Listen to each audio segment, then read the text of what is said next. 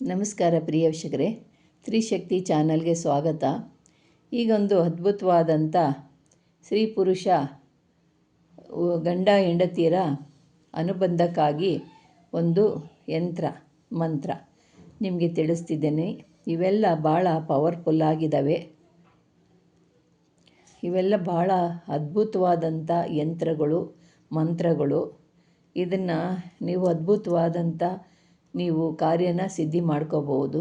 ಇದು ಸ್ತ್ರೀ ಪುರುಷರನ್ನ ಸಂಮೋಹನ ಮಾಡ್ಕೋಬೋದು, ವಶೀಕರಣ ಮಾಡ್ಕೋಬೋದು, ಪ್ರೀತಿ ಮಾಡ್ಕೋಬೋದು, ಪ್ರೀತಿ ಪ್ರೇಮವನ್ನು ಹೆಚ್ಚು ಮಾಡ್ಕೋಬೋದು.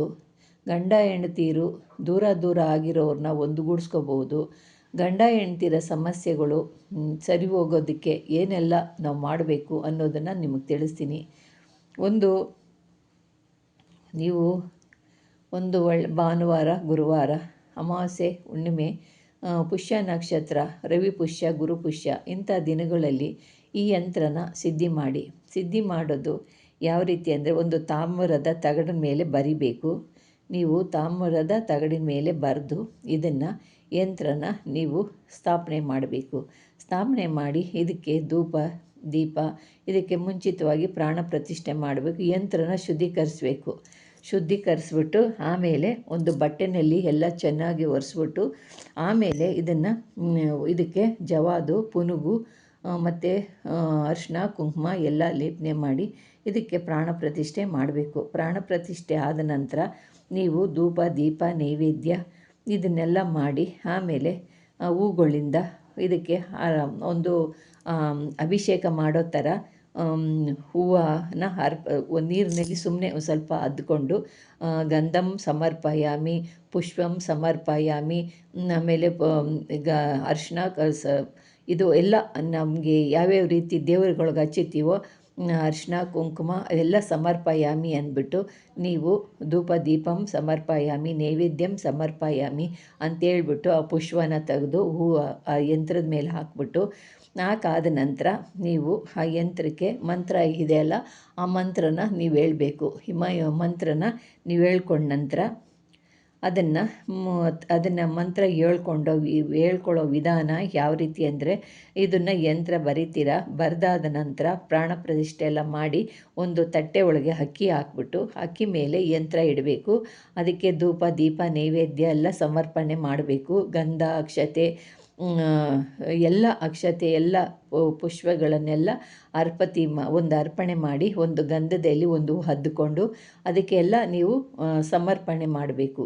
ಗಂಧಂ ಸಮರ್ಪಯಾಮಿ, ಧೂಪಂ ಸಮರ್ಪಯಾಮಿ, ಎಲ್ಲ ರೀತಿಯಲ್ಲಿ ಅರಿಶಿನ ಕುಂಕುಮ ಎಲ್ಲ ರೀತಿಯಲ್ಲಿ ಅದನ್ನು ಆ ಪುಷ್ಪದಿಂದನೆಲ್ಲ ಹದ್ದಿ ಆ ಪುಷ್ಪನ ಚಕ್ರದ ಮೇಲೆ ಹಾಕ್ಬಿಟ್ಟು ಆಮೇಲೆ ನೀವೇನು ಮಾಡಬೇಕು, ಪ್ರಾಣ ಪ್ರತಿಷ್ಠೆ ಮಾಡಿ ಆ ಪ್ರಾಣ ಪ್ರತಿಷ್ಠೆ ಆದ ನಂತರ ಅದಕ್ಕೆ ನೈವೇದ್ಯ ಇಡಬೇಕು.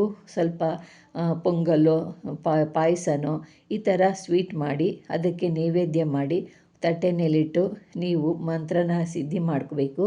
ಮಂತ್ರನ ಸಿದ್ಧಿ ಮಾಡಿಕೊಂಡು ಅದಕ್ಕೆ ಷೋಡಶೋಪಚಾರಗಳಾದ ನಂತರ ನೀವು ಪೂಜಿಸಿ ಅದಕ್ಕೆ ನಾನು ಹೇಳ್ದಂಗೆ ಸಿಹಿ ತಿಂಡಿಗಳು, ಪಾಯಸನ ಏನಾದರೂ ಹಣ್ಣುಗಳು, ಹೂಗಳು ಎಲ್ಲ ಅರ್ಪಿಸ್ಬಿಟ್ಟು ಅದ್ರ ಮೇಲೆ ನೀವೇನು ಕರ್ಪೂರದ ಆರತಿ ಬೆಳಗಬೇಕು.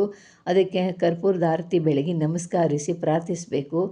ನಂತರ ಅದನ್ನು ನೀವು ತಗೊಂಡು ಯಂತ್ರದಲ್ಲಿ ಒಂದು ಬೆಳ್ಳಿ ತಾಯಿತನದಲ್ಲಿ ಈ ಯಂತ್ರನ ಮಾಡಿ ಬೆಳ್ಳಿ ಯಂತ್ರದಲ್ಲಿ ನೀವು ಹಾಕ್ಕೋಬೇಕು.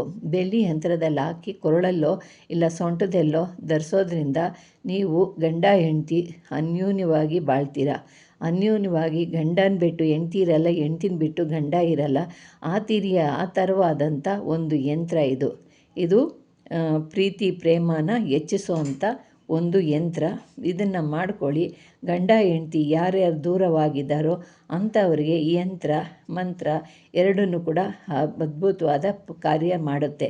ಇದನ್ನು ಧರಿಸ್ಕೊಳ್ಳೋದ್ರಿಂದ ನಿಮ್ಮ ಗಂಡ ಹೆಂಡ್ತಿರ ಅನುಬಂಧ ಹೆಚ್ಚಾಗಿ ನೀವು ಯಾವತ್ತೂ ದೂರ ಆಗೋದಿಲ್ಲ, ಒಂದಾಗಿ ಬಾಳ್ತೀರ.